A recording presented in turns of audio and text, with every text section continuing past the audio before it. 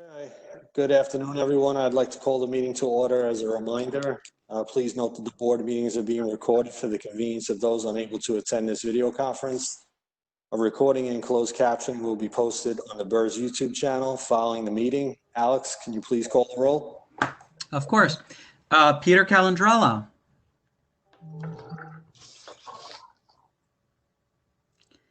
Isaac Carmignani. Present. Thank you. Janelle Chacon.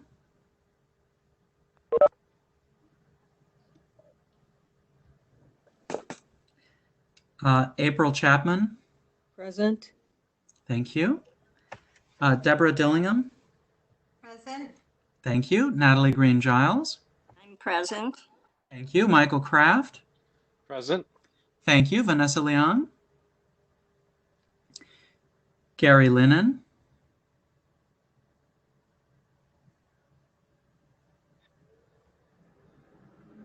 I show Gary present, but muted.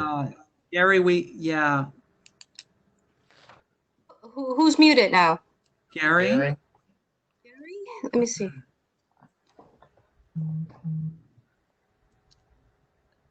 He may have stepped away from his computer. Isaac Carmignani. I just unmuted him. I don't recall. So he's on. Yeah, Karen. He's probably his mute end. on his end. He's probably mute on his end, not on. Yeah, not because on yours. it shows it muted. Okay. Isaac Carmignani. Present. Thank you. John Maderick. Present. Thank you. Donald Nesbitt.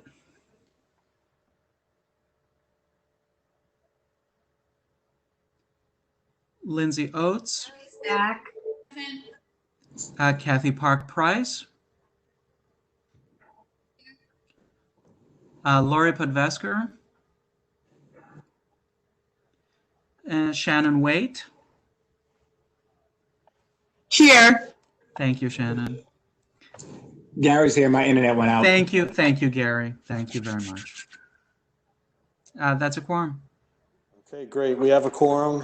Similar to last meeting, when we take votes, we will call roll for each vote so that all votes can be easily tallied.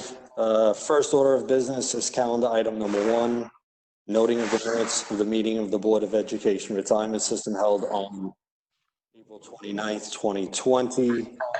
The minutes have been previously provided to the board via email on the SharePoint site. May I have a motion to consider the minutes for the April 29th board meeting? Gary, and a second? Michael. A second? Okay. We're going to call each trustee's name. Please indicate whether you are in favor, oppose, or abstain. Alex? Sure. Isaac Carmignani. In favor. Thank you. April Chapman. Favor. Thank you. Deborah Dillingham. Favor. Thank you. Natalie Green-Giles. In favor. Thank you. Michael Kraft. In favor. Thank you. Gary Lennon. In favor. Thank you.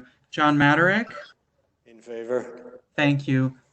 Lindsay Oates. In favor. Thank you. Kathy Park Price. In favor. Thank you. Shannon Waite. In favor. Thank you. Okay, motion carries. Next item on the agenda is the Executive Director's update. Sandy, would you like to share any remarks with us? Yes, thank you, John. This won't take long. We've adapted remarkably to our circumstances. Staff rapidly acclimatized to remote work. They're being very productive. Weekly productivity analysis continues to improve, and we've been successful in securing needed equipment for staff as access to laptops has improved. Remote call center issues remain. There is a tremendous volume of calls. But we are improving and directing resources and staff to support communications. Staff has continued to counsel members and respond to their needs and inquiries via phone, email, and postal mail. Interesting to note that approximately 15% of our interactions have had to be done through the mail because that percentage of inquiries did not have internet or fax access. Last month, we posted analysis of member survey work that we continue to pursue. You can access that presentation material on the SharePoint site. We had hoped to make that presentation tonight, but we really don't have the time given our agenda. You can expect a formal presentation on this material at the June Board of Trustees meeting. Our efforts to rebuild the network and populate our new office space, assuming we ever come back, which I'm sure we will, continues to move forward, but is being complicated by demands on our network contractors and the impact of COVID-19 as related to access to 55 water and the resources we need to complete that work. Plans for the office reconfiguration to increase distancing and provide health barriers for staff is progressing swiftly. But again, the network rebuild is not. We now expect that the network rebuild and computer server improvements will not be completed until this summer. We will require shifts of spending from fiscal 2020 to fiscal 2021. This is not reflected in the budget we are approving tonight. As a shifting of spending, we expect to handle this with special resolution at the June Board of Trustees meeting once we have thoroughly evaluated the timing of the contractor activity and the options available to us under the budget process. While we wait for the contracting issues to clear and for New York City to issue guidelines or guidance for office return, we have begun planning. We formed a committee of staff to guide in our return to the office, but I would have to say that we do not expect to return in force until we have a viable plan to keep staff and members safe. Finally, we expect the shift of our Board of Trustees meeting away from the PEP meeting dates, as we did this month. We'll be sharing a new calendar in the next few months. If you have any comments and concerns about this, please let me know. And thank you, John. If there are any questions, I'd be happy to respond. Hi, Sandy, it's Natalie. I have two questions. One, just based on our TRS meeting, they saw an uptick in the number of people putting in for retirement. Is that something you guys have seen? And two, the death benefits that the governor has just announced for frontline workers. I know we have frontline workers. Does that impact us at all?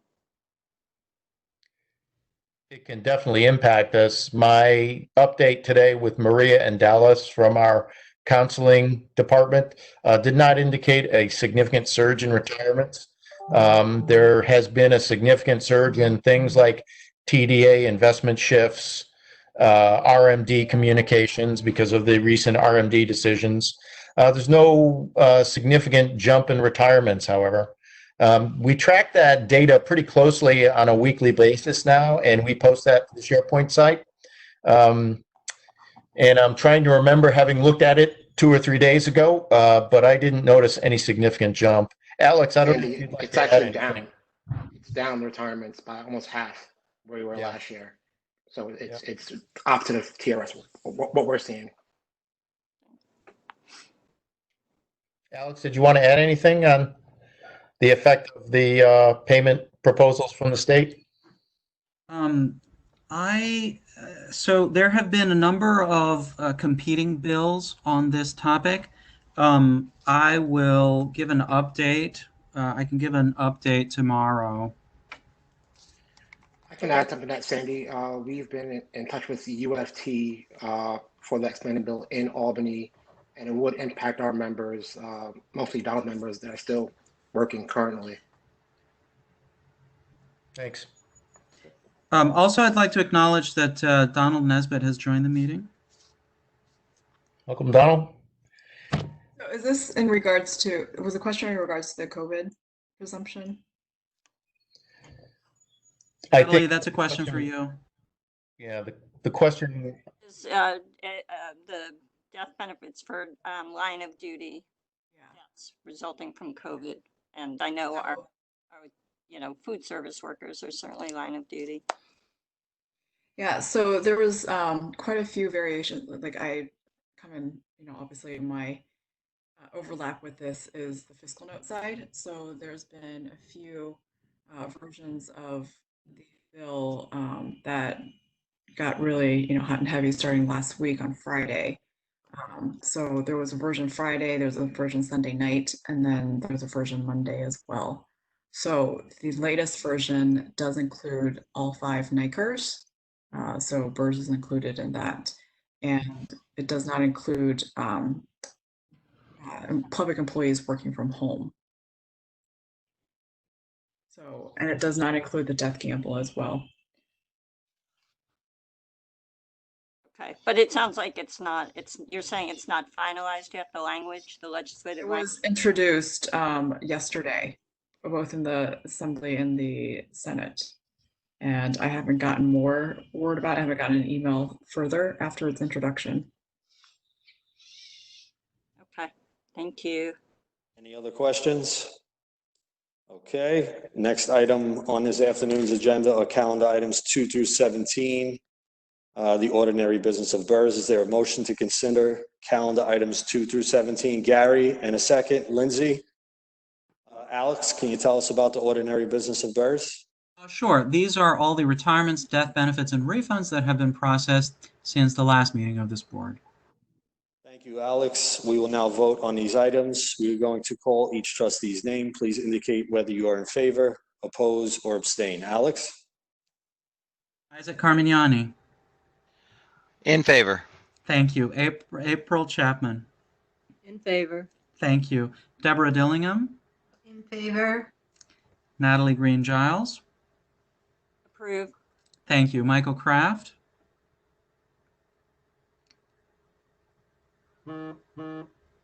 Michael, we didn't hear you. I don't know. Yes. In favor. Thank you. Gary Lennon. In favor. Thank you. John Maderick. In favor. Thank you. Donald Nesbitt. Thank you. Lindsay Oates. In favor. Thank you. Kathy Park Price. In favor. Thank you. Shannon Waite. In favor. Thank you.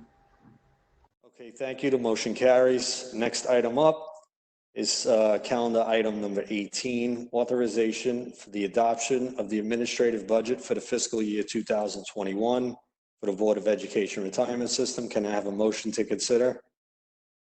Thank you, Shannon. And a second. Lindsay? Daniel, can you tell us about the budget? Sure. If you recall, last month we presented the FY21 budget to the board. We had a robust discussion. We were asked to reduce our budget by 4% for FY21. You're pulling up the PowerPoint right now for you to see what we did.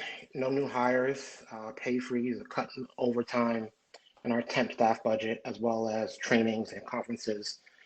And that was pretty much the 4% of the budget. It's about a $1 million cut from the previous year.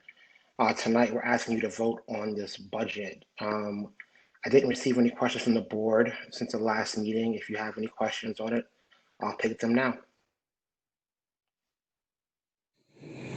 Hi, this is Gary. Just inquiring. So since then, obviously, it's been a 4%. Have there been any additional conversations or thoughts around putting together contingency plans in the event we need an additional cut, or they're just capping it at 4%? We've been asked to cap it at 4%. Okay. Daniel, can you please put the second slide back?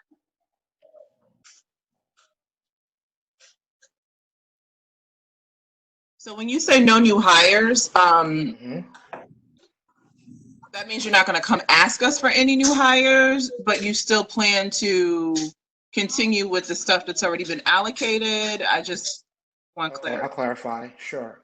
So right now we have approval for 126 headcount. So we're not asking for an additional headcount for next fiscal year. We currently have 3 openings currently, and we will fill those. You have filled them.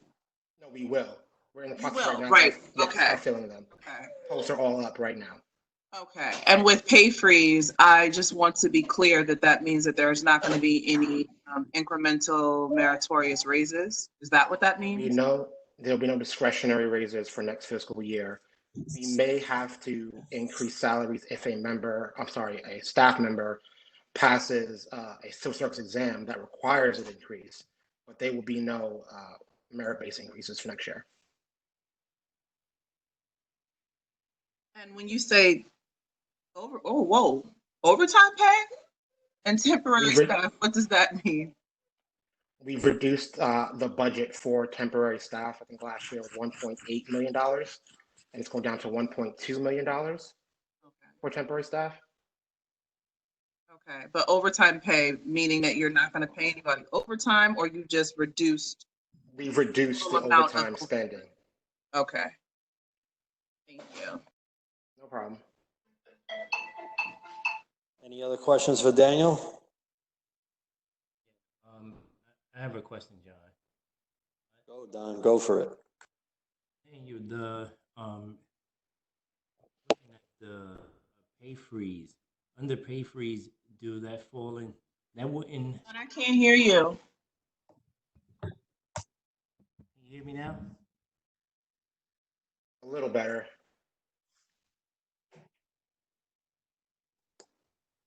Can you hear me now? Yes. Yeah. So Daniel, my question would be, for those who are under collective bargaining agreement within the DC-37 titles at BERS, that wouldn't affect their what's already agreed upon in the collective bargaining agreement. No, these are just optional for, again, based upon merit or manager discretion. We're not doing that. Any collective bargaining agreements for a pay increase is included in the budget.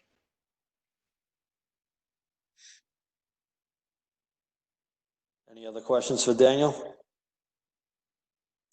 Okay, thank you, Daniel. You're welcome.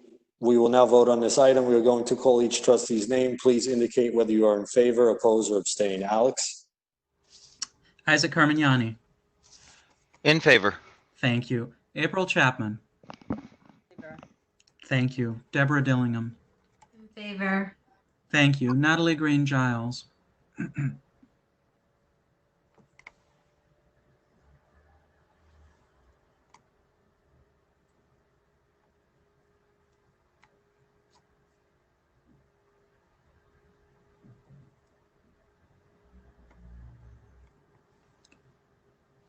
I'm sorry, Natalie, if you responded, I didn't hear you. My screen was screwy. Yeah, there's some delay. Okay. Yeah, I'm in favor. Thank you. Michael Kraft. In favor. Thank you. Gary Lennon. In favor. Thank you. John Maderick. In favor? Thank you. Donald Nesbitt. In favor. Thank you. Lindsay Oates. In favor. Thank you. Kathy Park Price. In favor. Thank you. Shannon Waite. In favor. Thank you. Okay, thank you. The motion carries. Next item up is calendar item number 19. Authorization to the controller to invest, sell, and exchange the funds of the retirement system. Can I have a motion to consider? Moved. Thank you, Gary. And a second. Shannon. Each quarter, the board passes a resolution authorizing the controller's office to invest, sell, and exchange the funds of the system. Antonio, can you please tell us about this resolution? Yes, absolutely. And good afternoon, everyone. This is the quarterly authorization for the comptroller to implement the board's investment decisions and to invest and sell assets. Again, it's the same one we get every quarter, and we recommend approval. Any questions for Antonio? Okay, we will now vote on this item. We are going to call each trustee's name again. Please indicate whether you are in favor, oppose, or abstain. Alex? Isaac Carmignani. In favor. Thank you. April Chapman. In favor. Thank you. Deborah Dillingham. In favor. Thank you. Natalie Green Giles. In favor. Thank you. Michael Kraft.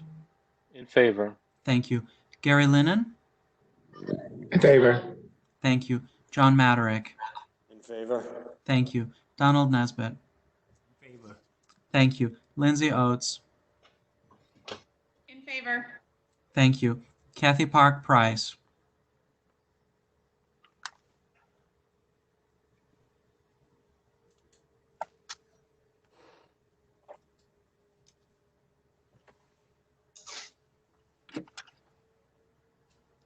Kathy Park Price. In favor.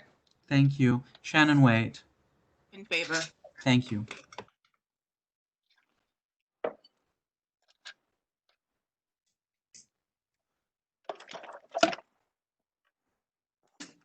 The next item on the motion carries. The next item on the agenda is calendar item number 20, adoption of the New York City Retirement System Investment Manager Ethics and Compliance Policy. Can I have a motion to consider? Thank you, Gary. In a second. Yes, Antonio, can you please tell us about this resolution? Absolutely. So this item, the manager ethics and compliance policy, is a policy created by the Bureau on behalf of the New York City retirement systems to really identify and ensure timely disclosure of different risks and conflicts of interest with our managers and advisors. The real changes in the document, I think the substance of the document have not changed. It still requires disclosures on a yearly basis for things like Form ADVs and other SEC filings. But it really, in the spirit of kind of, I think where everybody's going, it's transforming a process document into a policy document. So some parts of the old document were really had the actual questionnaire in there. So it's actually making the document, principles and policy based versus kind of process based. And so we think that's important, and we do recommend approval because there actually is not going to be any substantive changes into to the reporting characteristics. It's really going to be it's cleaning up the document in similar ways that we did with the IPS. Are there any questions for Antonio?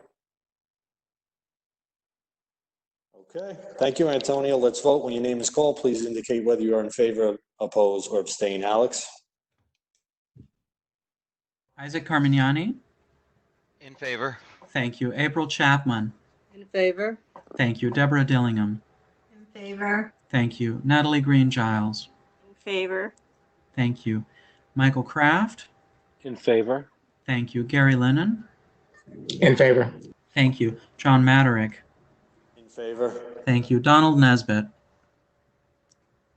In favor. Thank you. Lindsay Oates. In favor. Thank you. Kathy Park Price. In favor. Thank you. Shannon Waite. In favor. Thank you. Okay, thank you, everyone. Motion carries. Next item up is calendar item number 21, adoption of an amendment to the Real Assets Investment Policy Statement. Can I have a motion to consider? Thank you, Gary. And a second, Shannon. Antonio, can you tell us about this resolution? Yes, absolutely. So this policy amends an appendix of the investment policy statement. The real assets policy currently restricts the investments for the New York City retirement systems for each of the individual retirement systems only to restricts the amount that can be invested in any one manager to a total of 15% collectively. So across all 5 systems with the with any one fund. The idea behind it, of course, being that we didn't want to generally put all our eggs in one basket and take up too much of any one fund. The flip side of that is that it's a lot, and consultants agree that it's a little bit restrictive in the sense that you can't really, that smaller managers are essentially out and cannot be, the systems cannot invest collectively in smaller managers because of that 15% limit. So the discussion at the common investment meeting was this was overly conservative, and that ultimately an increase to 30% of any one fund collectively across the New York City retirement systems was in order. I would say that generally this is not something that would affect BERS on its own. The amounts that we invest are always going to be really too small to kind of affect that limit in and of itself. But it's kind of a across the board policy. I will also say that ultimately we do think that as we're continuing to review the appendices, we'll continue to look at these policies in conjunction with our overall strategy and direction. But today we are definitely recommending approval because we do think that collectively the New York City retirement system being able to invest in smaller funds is a goal that we have. And I don't know if anyone from Axia wants to chime in on that. Natalie, what is the teachers union doing? Oh, I think this is sort of everybody thinks this is a good idea. Okay, are there any other questions? Okay, great. Let's vote. Thank you, Antonio. Alex? Isaac Carmignani. In favor. Thank you. April Chapman. In favor. Thank you. Deborah Dillingham. In favor. Thank you. Natalie Green Giles. In favor. Thank you. Michael Kraft. In favor. Thank you. Gary Lennon. In favor. Thank you. John Maderick. In favor. Thank you. Donald Nesbitt. In favor. Thank you. Lindsay Oates. In favor. Thank you. Kathy Park Price. In favor. Thank you. Shannon Waite. In favor. Thank you. Thank you. The motion carries. The next agenda items are investment items that belong in executive session. Can I have a motion to enter executive session? Deb, and a second from Natalie. Alex? Isaac Carmignani. In favor. Thank you. April Chapman. Thank you. Deborah Dillingham. In favor. Thank you. Natalie Green Giles. In favor. Thank you. Michael Kraft. In favor. Thank you. Gary Lennon. In favor. Thank you. John Maderick. In favor. Thank you. Donald Nesbitt. In favor. Thank you. Lindsay Oates. In favor. Thank you. Kathy Park Price. In favor. Thank you. Shannon Waite. In favor. Thank you. Okay, thank you, everyone. Motion carries. Please turn the meeting off to the public. Alex, can you please report out the board's actions in executive session? Certainly. During executive session, the board voted to table calendar item 22, authorization of the controller to commit a portion of the infrastructure portfolio, and approved calendar item 23, authorization of the controller to commit a portion of the private equity portfolio, as well as calendar items 24, 25, 26, and 27, which are all authorizations to the controller to commit a portion of the opportunistic fixed income portfolio. Great. Thank you, Alex. The next item on the agenda is calendar item number 28, adoption of the actuary's recommendation regarding the tier 3, 4, and 6 loan insurance premium rate for the fiscal year 2021. I have a motion to consider. Thank you, Natalie. In a second. Gary.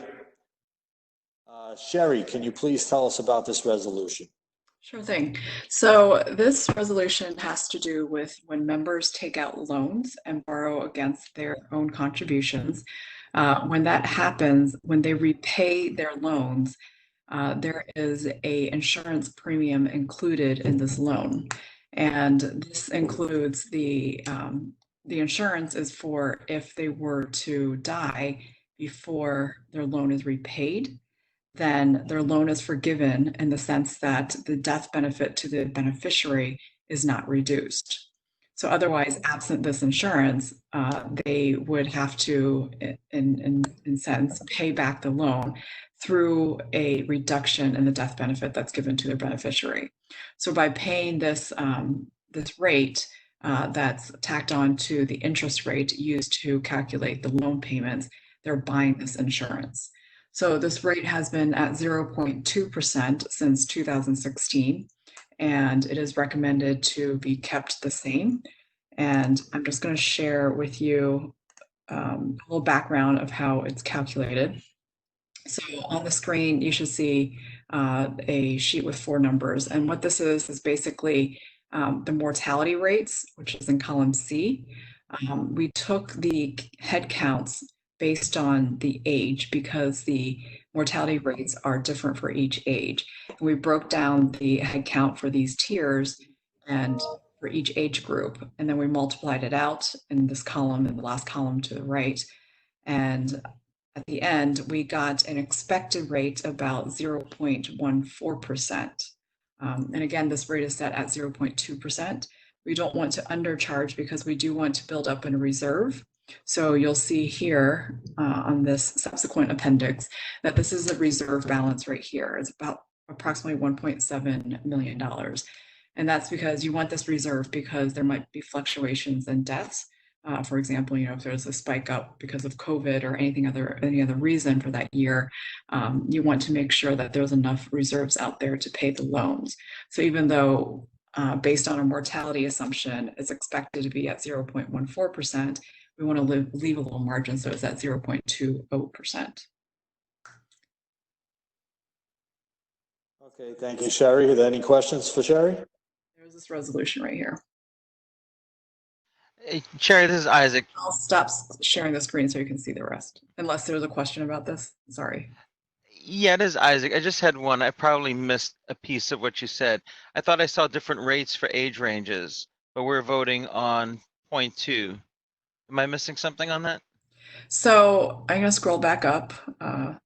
Sorry if this is making you guys dizzy, but the rates, these rates that you see by age are the mortality rates. So basically this calculation right here is to get a weighted average of this final number down here of what is the expected rates based on the whole population that will die, and we would, in the event that they die, we would need to pay out the loan amount to their beneficiary. So on a weighted average basis, it's 0.14% rounded. And because we can't charge different rates for different members, I have a recommended rate of 0.2%. I got you. So that rate is kind of weighted based on mortality. I got you. Okay. It's weighted based on the demographics of each age. Yeah. Yes. Right. Gotcha. Okay. Thanks. You're welcome. So I'm going to stop sharing so you can see the everybody else. Okay, great. Any questions? It's Natalie. Sherry, just to clarify, that's of people that have taken loan, right? The chart that I just showed you was for everybody that's entitled to take the loan. Okay, so it's not, it's rate that will population. Right. So, but the rate that we're voting on, that you guys are voting on, is a rate that would be applied to people who do take loans. So if they're not taking a loan, obviously they're not being charged for it. And just so you know, the interest rate for the loan repayment is set statutorily at 1% less than the actuarial rate. The actuarial rate is 7%, so one less is 6%.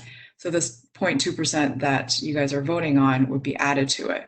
So the loan repayments are calculated at an interest rate of 6.2%, basically. Thank you. Are there any other questions? Great. Let's vote. Alex? Isaac Carmignani. In favor. Thank you. April Chapman. In favor. Thank you. Deborah Dillingham. In favor. Thank you. Natalie Green Giles. Favor. Thank you. Michael Kraft. In favor. Thank you. Gary Lennon. In favor. Thank you. John Maderick. In favor. Thank you. Donald Nesbitt. Thank you. Lindsay Oates. Favor. Thank you. Kathy Park Price. In favor. Thank you. Shannon Waite. In favor. Thank you. Okay, thank you. The motion carries. Next item up is calendar item number 29, authorization for the rebalancing of funds of the Board of Ed retirement system.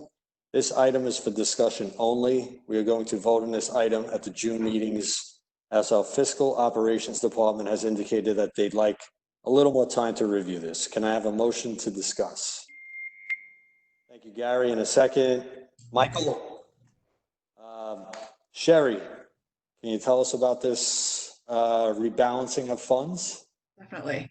So this rebalancing of funds, it's rebalancing the assets that are in the TDA funds.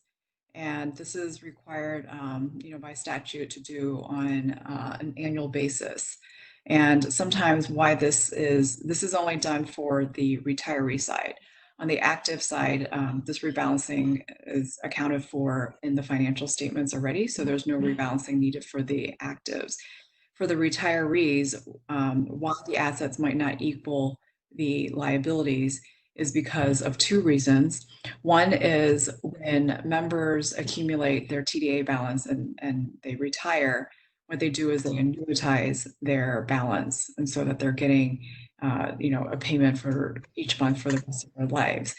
When they annuitize, those assumptions are statutorily set. So they're set, the mortality and the interest rate are defined in the statute, in the state statute of what to use. When you value those liabilities, it's being used on a valuation basis. So the assumptions that are used for the valuation are used to make sure that the funding is enough for the retirees. And those are determined based on the demographics of the population. So if you recall, last year, this board had voted on a set of mortality and interest rate, as well as other assumptions that were used. And those get updated periodically based on how the population is behaving. If there's any changes, we reflect that in there.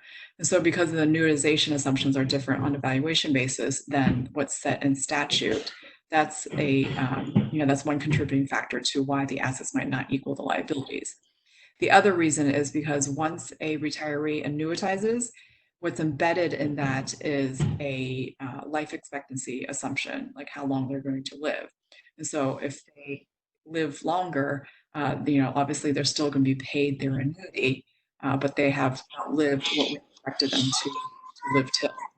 The same as on the flip side, if they die sooner than we expected, then there's a gain to the liability, to the assets.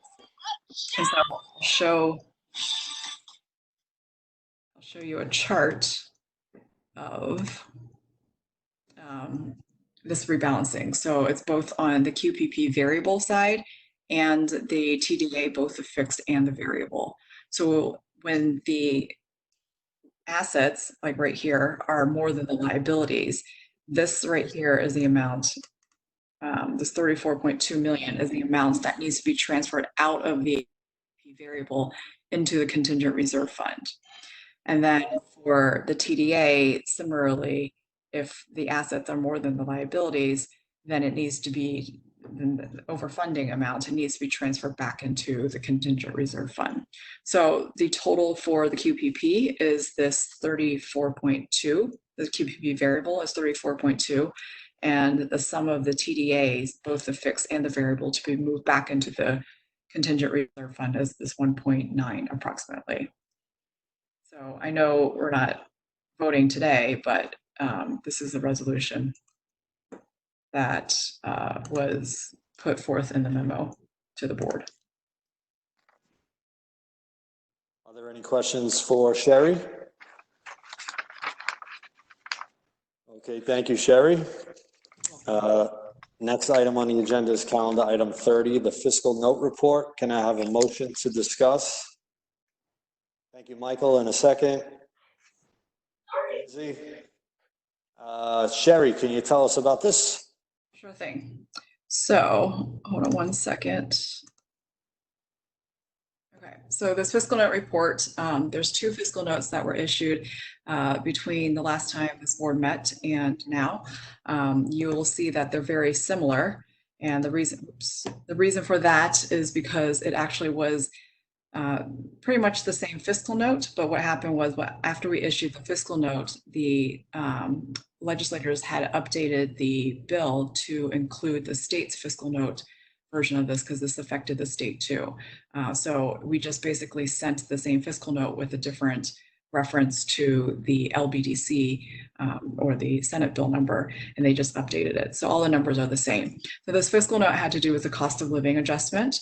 Right now, one of the criteria, one of the eligibility requirements is to be 62 years of age and retire 5 years.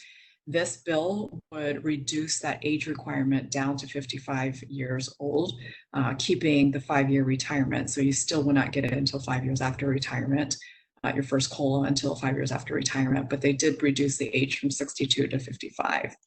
And doing so would increase the employer contribution into BERS by 0.6, or about approximately $600,000 on an annual basis. That's all for the fiscal note report. And again, if you have any questions about the COVID bill that we just put out, I can answer that now, but that will be addressed next month because it was after the cutoff date for the board material submission this month. Are there any questions for Sherry? Okay, thank you, Sherry. That concludes the agenda for this meeting. The next regular meeting for the BERS Board of Trustees is scheduled to be Wednesday, June 17th. Details are to follow.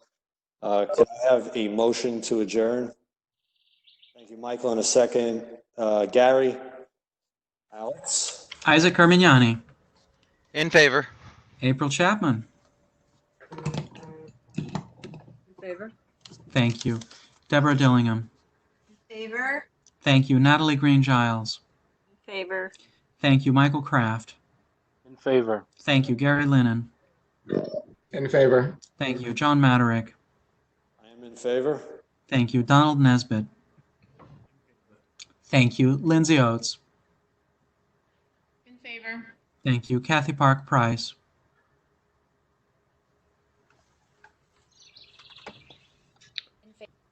Thank you. In favor.